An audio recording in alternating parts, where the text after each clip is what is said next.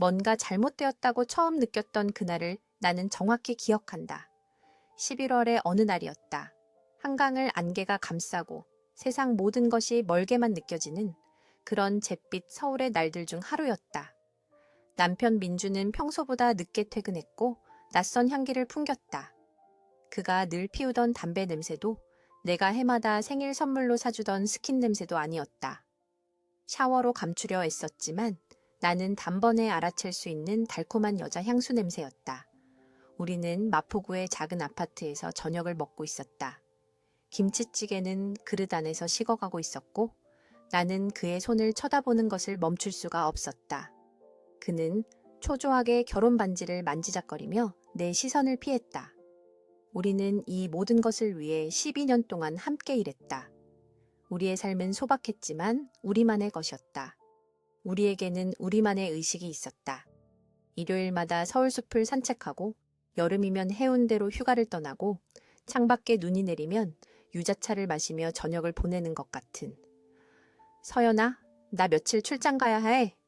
그가 아침부터 내가 빚은 만두를 포크로 찌르며 갑자기 말했다. 회사에서 부산으로 교육을 보낸대. 일요일에 돌아올 거야. 나는 그게 정상인 척 고개를 끄덕였다. 그의 뺨이 붉어지는 것을 보지 못한 척했다. 그의 목소리에 섞인 거짓된 음을 듣지 못한 척했다. 이틀 전 그가 내가 잠든 줄 알고 욕실에서 전화로 속삭이던 것을 눈치채지 못한 척했다. 늘 그런 사치 부릴 돈이 없다고 불평하던 그가 지난주에 새 옷을 산 것을 모르는 척했다. 그날 밤 나는 잠을 이룰 수 없었다. 나는 누워서 그의 숨소리에 귀를 기울이며 천장에서 춤추는 그림자들을 바라보았다. 12년 그에게 바친 시간이었다. 그와 함께 나눈 수많은 꿈들이 있었다. 나는 여자는 마음이 무너져도 강해야 한다고 늘 말씀하시던 엄마를 생각했다. 일제강점기와 한국전쟁, 그리고 두 남편의 죽음을 겪으면서도 결코 품위를 잃지 않으셨던 옥자 할머니를 생각했다. 아침에 민준이 샤워하는 동안 나는 전에는 한 번도 해본 적 없는 일을 했다. 그의 휴대폰을 확인한 것이다. 메시지들은 지워지지 않은 채 그대로 있었다. 너무 자신만만했거나 아니면 내가 찾아내길 바랐을지도 모른다. 우리 여행 정말 기대된다, 자기야. 주말 내내 우리 둘만 있을 수 있겠네. 아름이가. 어떤 아름이라는 여자가 쓴 글이었다. 나는 휴대폰을 정확히 제자리에 두었다. 그가 욕실에서 나왔을 때 나는 미소를 지으며 커피를 건넸다. 교육 갈 짐은 다 쌌는지 물었다. 부산은 서울보다 추울 수 있으니 스웨터를 챙기라고 일깨워 주었다. 그가 출근할 때 그의 뺨에 입을 맞추었다. 그리고 문이 닫히자마자 나는 부엌 식탁에 앉아 계획을 세우기 시작했다. 울지 않았다. 아직은. 울음은 나중에 터뜨리면 된다.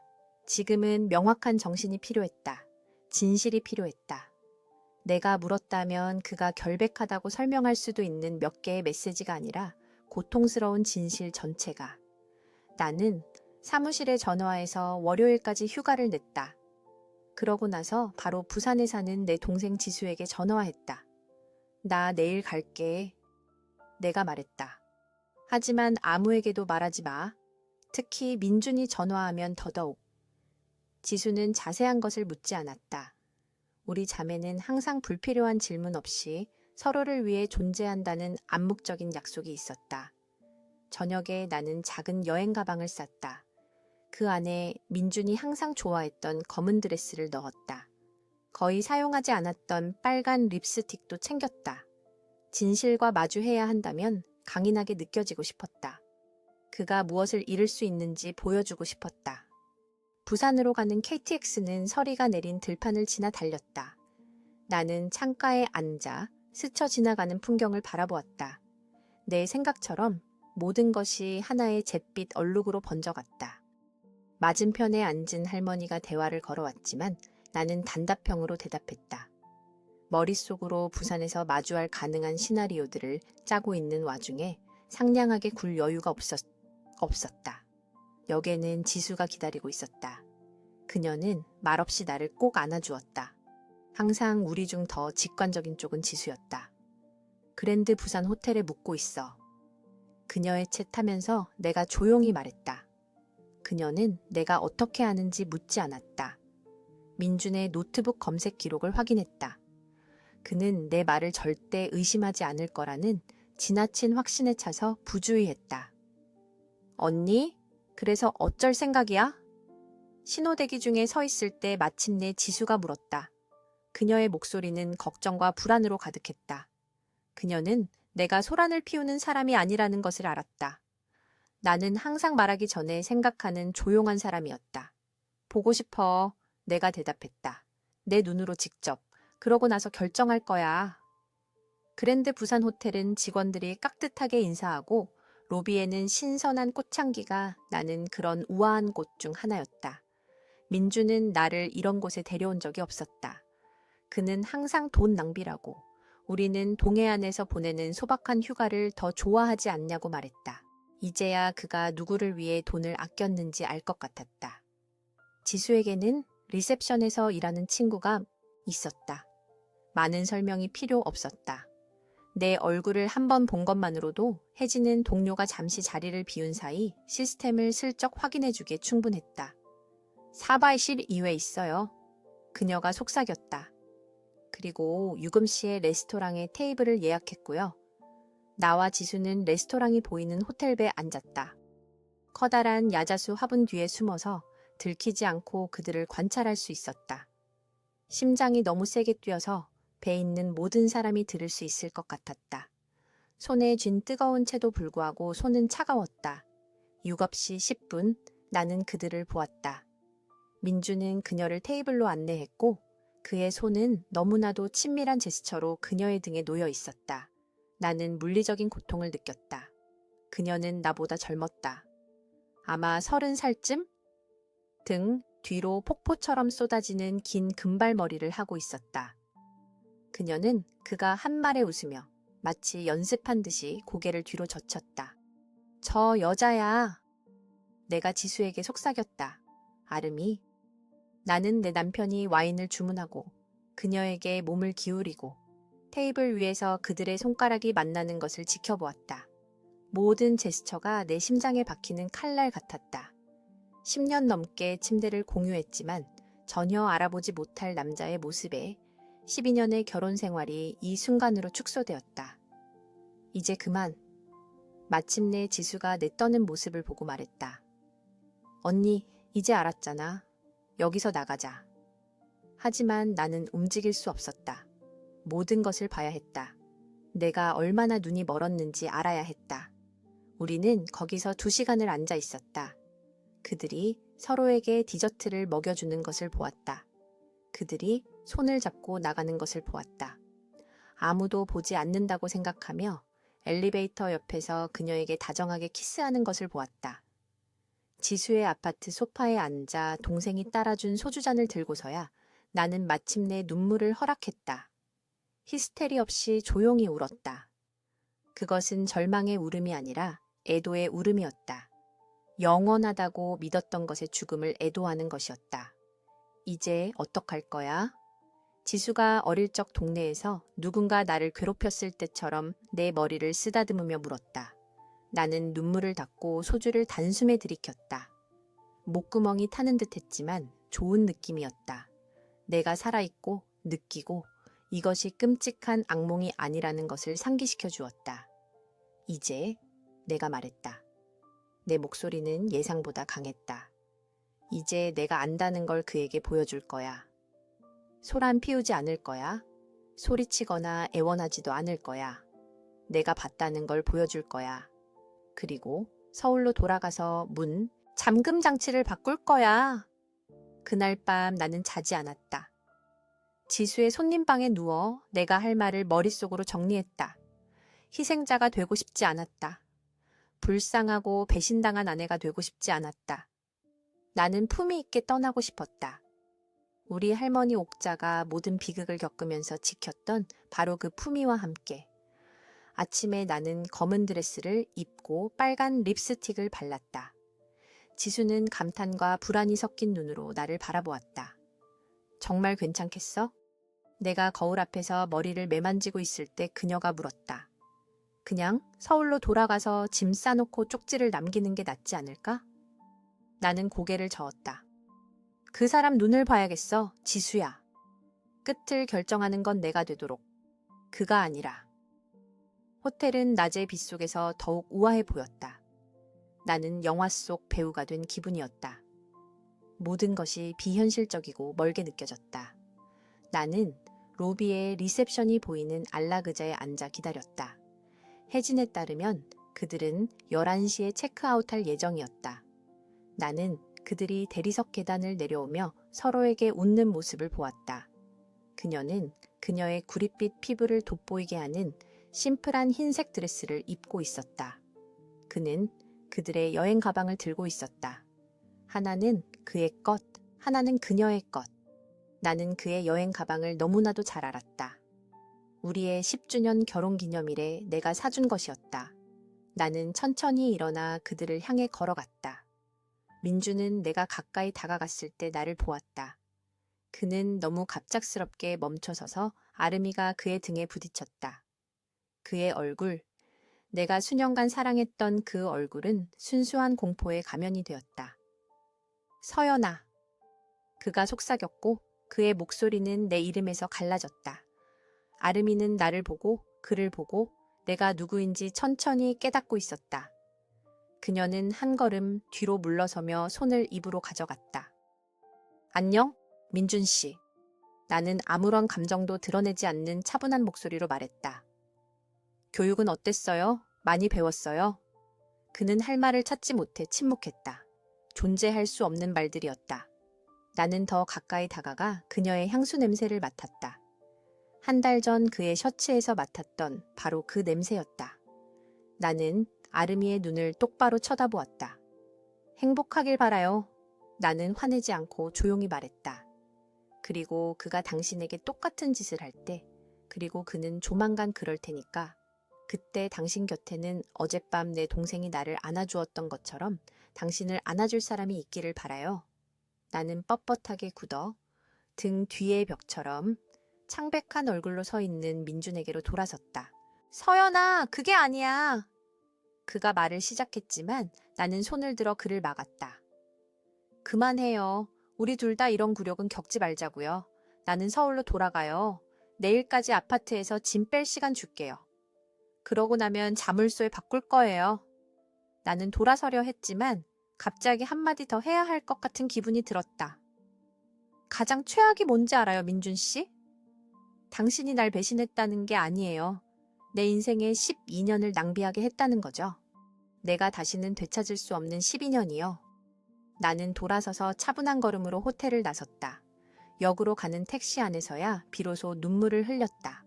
하지만 그것은 슬픔이나 후회의 눈물이 아니었다. 안도의 눈물이었다. 마치 몇 달 동안 짊어지고 있던 거대한 짐이 갑자기 내 어깨에서 떨어진 것 같았다. 역에서 나는 가장 가까운 서울행 기차표를 샀다. 지수는 내가 더 머물기를 원했지만 나는 돌아가야 한다는 것을 알았다. 내 집에서 내 방식대로 새로 시작해야 했다. 기차 안에서 나는 다시 창가에 앉았지만 이번에는 앞을 내다보았다. 갑자기 불확실해 보였지만 나만의 것인 미래를, 오직 나만의. 떠나기 전에 지수는 내게 작은 상자를 주었다. 옥자 할머니가 주신 거야. 그녀가 말했다. 돌아가시기 전에 이걸 나한테 주시면서 우리 중에 힘이 필요한 사람에게 전해주라고 하셨어. 상자 안에는 단순하는 목걸이가 있었다. 나는 그것을 열었다. 안에는 할머니가 젊었을 때, 아마도 내 나이쯤 되었을 때의 사진과 오래되어 누렇게 변한 신문 조각이 있었다. 나는 발행 글씨를 읽었다. 너의 동의 없이는 아무도 너를 파괴할 수 없다. 나는 목걸이를 손에 꽉 쥐었다. 그 차가움이 나를 관통하며 진정시켜주는 것을 느꼈다. 옥자 할머니는 전쟁 중에 첫 남편을 잃었다. 두 번째 남편은 사고로 잃었다. 그럼에도 불구하고 할머니는 품위와 힘을 가지고 계속 살아가셨고 홀로 우리 엄마를 포함한 아이들을 키우셨다. 할머니가 견뎌낼 수 있었다면 나도 할 수 있었다. 서울에서 택시는 나를 곧장 아파트로 데려다 주었다. 집은 텅 비고 조용했지만 슬프지는 않았다. 나는 모든 창문을 열어 차가운 11월의 공기를 들여보냈다. 그의 존재, 그의 거짓말의 냄새를 날려버리게. 나는 아니, 이제는 내 침대로 다가가 침대 시트를 벗겼다. 한 달 전에 샀지만 민준이 불필요한 지출이라고 늘 불평해서 쓰지 못했던 새 것으로 갈았다. 나는 길고 뜨거운 샤워를 하며 여행과 대면의 마지막 흔적들을 씻어냈다. 그리고 새 침구 속에서 텅 빈 아파트에서 나는 몇 달 만에 처음으로 깊고 평온한 잠에 빠졌다. 집에 한 사람만 남게 되니 얼마나 조용할 수 있는지 신기했다. 이전에는 알아채지 못했던 소리들, 시계의 똑딱거림, 냉장고의 윙윙거림, 내 발걸음 아래 삐걱거리는 마룻바닥 소리가 이제 공간을 가득 채웠다. 민준의 물건들은 내가 약속한 대로 정확히 사라졌다. 내가 미용실에 가 있는 동안 그가 왔던 게 틀림없다. 나는 의도적으로 집을 비웠다. 또 다른 대면은 원치 않았다. 해야 할 말은 이미 다 했다. 그는 부엌 식탁 위에 열쇠를 남겨두었고 그 옆에는 미안해 라는 쪽지가 놓여 있었다. 한 단어, 12년과 한 단어. 나는 쪽지를 구겨서 쓰레기통에 버렸다. 같은 날 열쇠공이 자물쇠를 교체했다. 나는 그에게 추가 요금을 지불하고 즉시 해달라고 했다. 나는 낡은 삶이 닫혔다는 물리적인 표시인 이 상징적인 장벽이 필요했다. 첫날 밤이 가장 힘들었다. 너무 큰 침대에 누워 오지 않는 발소리, 없는 숨소리에 귀를 기울였다. 이불은 너무 무겁게 느껴졌지만 동시에 충분한 온기를 주지 못했다. 나는 텔레비전을 켰다. 뭔가 말하는 소리가 필요했지만 단어는 들리지 않았다. 아침에 지수에게서 메시지가 왔다. 언니? 어떻게 지내? 뭐라고 답해야 할지 몰랐다. 이 공허함을 어떻게 설명해야 할까? 완전히 슬픔도 아니고 순수한 분노도 아닌 이 화는, 이상한 안도감과 뒤섞인 이 배신감은 나는 살아있어 라고 썼다. 그게 사실이었으니까. 나는 살아있었다. 숨을 쉬었다. 침대에서 일어났다. 밥을 먹었다. 이를 닦았다. 내 주변의 모든 것이 다른 사람의 영화 속 한 장면처럼 비현실적으로 느껴졌지만 나는 존재했다. 직장에서는 늘 그랬던 것처럼 행동하려고 애썼지만 모두가 아는 것 같았다. 서울은 좁은 동네다. 사람들은 수군거린다. 동료들은 동정과 호기심이 뒤섞인 눈으로 나를 쳐다봤다. 아무도 직접 묻지는 않았지만 나는 그 시선들을 볼 수 있었다. 불쌍한 서연이 남편이 더 젊은 여자 때문에 떠났대. 나는 소리치고 싶었다. 그가 날 떠난 게 아니야. 내가 떠난 거야. 내가 결정한 거라고. 일주일 후 민준의 어머니, 영숙 어머님에게서 전화가 왔다. 그녀는 항상 나를 좋아했거나 적어도 그렇게 말했다. 서연아, 무슨 일이니? 민준이가 강남에 있는 오피스텔로 이사해 짓는데 아무 말도 안 하려고 하네. 너희들 걱정된다. 나는 잠시 침묵하며 그녀가 얼마나 알고 있는지 생각했다. 민준이 그녀에게 진실을 말했을까? 아니면 내가 나쁜 사람이 되는 이야기를 꾸며냈을까? 어머님께 말씀드렸어야죠. 나는 마침내 목소리를 차분하게 유지하려 애쓰며 대답했다. 아름이에 대해 물어보세요. 수화기 저편의 침묵, 그리고 조용한 목소리. 아, 서연아, 몰랐구나. 그 통화 후에 나는 이상하게 가벼워진 기분이었다. 진실이 세상 밖으로 나오기 시작했다. 나는 더 이상 그의 비밀의 파수꾼이 아니었다. 부산 이후 2주가 지난 토요일, 고등학교 때부터 가장 친한 친구인 미영이가 왔다. 그녀는 와인과 피자, 그리고 그녀의 낡은 사진 앨범을 가져왔다. 민준이 만나기 전에 너 기억나? 우리가 바닥에 앉아 20살 때의 사진들을 들여다보며 그녀가 물었다. 파리에서 미술사 공부하고 싶어 했던 서연이 기억나? 여행을 꿈꾸고 책을 쓰고 싶어 했던? 나는 젊은 시절에 내 얼굴을 바라보았다. 웃음이 가득하고 꿈과 계획으로 가득 찬. 언제 이렇게 변했을까? 언제 내 삶 전체가 한 남자를 중심으로 돌아가는 여자가 되었을까? 언제부터 내 행복을 그의 만족으로 측정하기 시작했을까? 어쩌면 이건 기회일지도 몰라. 미영이가 와인을 더 따르며 말했다. 그때의 서연이로 돌아갈 기회. 그날 밤 미영이가 돌아간 후 나는 욕실 거울 앞에 서서 내 얼굴을 바라보았다. 나는 38살이었다. 새로 시작하기에 너무 늦었을까? 인생에서 더 많은 것을 원했던 그 소녀를 다시 찾기에는 전화벨이 울렸다. 민준의 번호였다. 부산 이후 처음이었다. 나는 화면을 바라보며 심장이 빨리 뛰는 것을 느꼈다.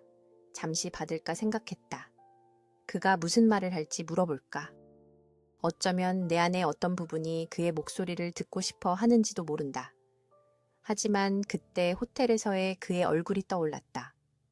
그 여자의 등에 놓여있던 그의 손. 얼마나 오래 계속되었는지 모를 그의 거짓말들. 나는 전화를 거절했다. 그리고 그의 번호를 차단했다. 그날 밤 나는 악몽 없이 1시간마다 깨지 않고 깊이 잠들었다. 2주 만에 처음이었다. 아침에 나는 너무나도 명확한 생각에 미소를 지으며 잠에서 깼다. 민준을 만나기 전에 서연이는 여전히 여기 있었다. 내가 그녀에게 돌아갈 준비가 될 때까지 끈기 있게 기다리고 있었다. 그해 서울의 봄은 일찍 찾아왔다. 3월이 되자 아파트 단지 아래 공원에서는 꽃들이 땅을 뚫고 피어나기 시작했다. 부산에서의 대면 이후 4개월이 지났다. 새로운 삶의 4개월이었다. 내가 가장 먼저 한 일은 직장을 바꾸는 것이었다. 매일이 똑같은 회계 사무실에 너무 오래 앉아 있었다. 잠 못 이루는 저녁에 지원서를 보냈다. 인사동에 있는 박물관의 새 직장은 급여는 크게 나아지지 않았지만 나에게 기쁨을 주었다. 예술과 역사에 둘러싸여 있는 것. 민준과의 삶이 내 유일한 일이 되기 전에 내가 사랑했던 것들이었다. 두 번째 변화는 프랑스어 강좌에 등록한 것이었다. 파리는 아직 기다려야 할지 모르지만 언어는 바로 시작할 수 있었다. 일주일에 2번 나는 작은 카페에 낯선 사람들과 함께 앉아 새로운 단어, 새로운 소리를 배웠다. 제 recommence, 나는 새로 시작한다. 그것은 내가 가장 좋아하는 표현이었고 만트라처럼 되뇌었다. 세 번째 변화는 심리치료였다. 미영이가 현명한 눈과 나를 안전하게 느끼게 해주는 목소리를 가진 중년의 조네우차 심리학자를 찾아주었다. 일주일에 한 번 나는 그녀에게 모든 것을 이야기했다. 민준에 대한 것뿐만 아니라 내 삶 전체에 대해. 좋은 남편을 두는 것이 가장 중요하다고 늘 말씀하시던 부모님에 대해. 그 힘이 나에게 본보기가 되었던 옥자 할머니에 대해. 나중으로 미루다가 기억하기에는 너무 멀어진 꿈들에 대해. 배신이 항상 끝은 아니에요. 내 치료사였던 은주 선생님이 언젠가 나에게 말했다. 때로는 새로운 것의 시작이기도 하죠. 그녀 말이 맞았다. 민준 없는 매일은 나 자신에 대해 무언가를 발견하는 날이었다. 나는 일찍 일어나 창밖을 보며 커피 마시는 것을 좋아한다는 것을, 우리가 항상 함께 보던 로맨틱 코미디보다 다큐멘터리 영화를 더 좋아한다는 것을, 몇 년 동안 그가 해주기를 기다렸지만 이제는 새는 수도꼭지를 고치고 점구를 갈 수 있다는 것을, 어느 날 낡은 서류를 찾으러 서랍을 뒤지다가 노트를 발견했다. 아버지가 18살 생일 선물로 주신 작은 가죽 노트였다. 나는 그것을 펼쳐 20년 전에 내 필체를 보았다. 보고 싶었던 장소들의 목록, 쓰고 싶었던 책들의 목록, 민준을 만나기 전에 가졌던 꿈들. 나는 부엌 식탁에 앉아 새로운 목록을 쓰기 시작했다. 더 이상 크고 이룰 수 없는 꿈들이 아니었다. 작고 현실적인 것들이었다. 주말에 강릉으로 여행 가기, 진짜 티라미수 만드는 법 배우기, 박완서 작가의 모든 책 읽기, 명동 가게에서 봤던 그 빨간 코트 사기. 매일 목록은 길어졌고 나는 항목들을 하나씩 지워나가기 시작했다. 4월에 강릉. 혼자 떠나는 여행 자체가 몇 년 만에 처음 있는 획기적인 일이었다. 바람이 머리카락을 헝클어뜨릴 때 바닷가를 따라 걸으며 나는 전에 없이 자유로움을 느꼈다. 처음에는 실패했지만 세 번째에는 완벽했던 티라미수. 나를 자신감 있고 독립적인 다른 여자처럼 느끼게 해준 빨간 코트. 지수는 한 달에 한 번씩 나를 찾아왔다. 매번 그녀는 내가 더 좋아 보인다고, 더 젊어 보인다고 말했다. 요즘 잠을 푹 자서 그래. 나는 농담했지만 우리 둘 다 그것이 그 이상이라는 것을 알았다. 그것은 자기 자신으로 돌아가는 여자의 빛이었다. 가장 힘든 것은 일요일이었다. 한때 가족 식사, 산책, 작은 의식들로 채워졌던 텅 비고 조용한 날들이었다. 가끔 비가 내리고 나 혼자 책을 들고 앉아 있을 때면 그리움이 훅 치밀었다. 민준이라는 특정 인물에 대한 그리움이 아니라 가까움, 다른 사람의 존재에 대한 그리움이었다. 오늘 하루 어땠어? 라고 물어봐줄 누군가에 대한 그리움이었다. 그런 날에는 미영이나 지수에게 전화와 했다. 가끔은 엄마에게도 전화와 했다. 엄마는 처음에 충격. 이혼한다고? 우리 집안에는 이혼한 사람이 아무도 없는데. 을 겪은 후 자신만의 서툰 방식으로 나를 지지하기 시작했다. 그녀는 김치병을 가져다 주며 내가 제대로 챙겨 먹는지 걱정했다. 5월에 나는 은행에서 줄을 서다가 우연히 민준을 만났다. 나는 그를 먼저 알아보았다. 그의 특징적인 실루엣, 초조할 때 머리를 쓸어 넘기는 방식. 그가 나를 보기 전에 나갈 수도 있었지만 그러지 않았다. 나는 차분히 서서 내 차례를 기다렸다. 그가 나를 알아봤을 때 그는 창백해졌다. 그러고 나서 얼굴이 붉어졌다. 그는 망설이며 다가왔다. 서연아. 그가 내 이름이 마치 깨지기 쉬운 것인 양 조용히 말했다. 어떻게 지내? 나는 그를 바라보며 더 이상 고통을 느끼지 않는다는 사실에 놀랐다. 분노도 느끼지 않았다. 나는 그저 한 사람을 보았다. 내가 기억하던 것보다 조금 더 늙고 눈가에 새로운 주름이 생긴 남자. 잘 지내요. 나는 사실대로 대답했다. 정말 잘 지내요. 우리는 몇 분간 이야기했다. 날씨, 아프신 그의 어머니, 그리고 내가 매일 차고 다니는 옥자 할머니의 목걸이에 대해. 그는 아름이에 대해 언급하지 않았고 나도 묻지 않았다. 그것은 더 이상 중요하지 않았다. 우리가 헤어질 때 그는 내 손을 가볍게 쥐었다. 행복하다니 다행이다. 그가 말했다. 그리고 그는 진심인 것 같았다. 집으로 돌아오면서 나는 그것이 사실이라는 것을 깨달았다. 나는 행복했다. 폭발적이고 황홀한 방식이 아니라 마침내 자기 자신이 되었을 때 찾아오는 조용하고 깊은 방식으로. 부산에서의 대면 1년 후 나는 박물관에서 승진했다. 교육 프로그램 코디네이터가 되었다. 아이들과 성인을 위한 워크숍을 조직하고 관람객을 안내하고 전시 카탈로그에 글을 썼다. 내 삶은 새로운 리듬과 새로운 색깔을 띠게 되었다. 어느 날 노인들을 위한 그림 워크숍 중에 나는 상철 씨를 만났다. 그는 72살이었고 짧게 묶은 은발머리에 내가 본 것 중 가장 파란 눈을 가지고 있었다. 그는 여동생과 함께 수업에 왔지만 처음에는 그림 그리기를 꺼렸다. 나는 예술에 재능이 전혀 없어요. 내가 붓을 나눠줄 때 그가 말했다. 나는 과학자입니다. 평생 물리학을 가르쳤죠. 예술과 과학은 서로 배타적이지 않아요. 내가 색상 팔레트를 건네며 대답했다. 러나르도, 다빈치는 예술가이자 과학자였어요.